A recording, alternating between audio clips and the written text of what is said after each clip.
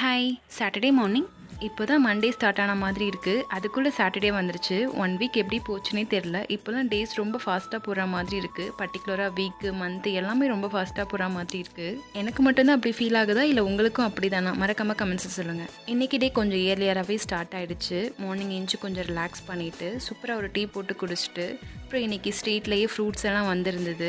வீட்டுக்கு தேவையான ஃப்ரூட்ஸ்லாம் கொஞ்சம் வாங்கியிருந்தேன். மதியம் லஞ்சுக்கு சூப்பராக ஒரு வெண்டைக்காய் போட்ட காரக்குழம்பு, இதுக்கு சைடிஷாக பீன்ஸ் பொரியல், இதுதான் ரெடி பண்ணலான்னு பண்ணிட்டு இருந்தேன். இந்த காரக்குழம்பு உண்மையாகவே ரொம்ப சூப்பராக இருக்கும். எப்படி செய்கிறதுன்னு பார்க்கலாமா? ஃபஸ்ட்டு வெண்டைக்காவை நல்லா வாஷ் பண்ணிவிட்டு சின்ன சின்னதாக கட் பண்ணிக்கலாம். ஒரு பாத்திரத்தில் கொஞ்சமாக தேவையான அளவுக்கு ஆயில் சேர்த்துட்டு வெண்டைக்காவை நல்லா வதக்கிக்கணும்.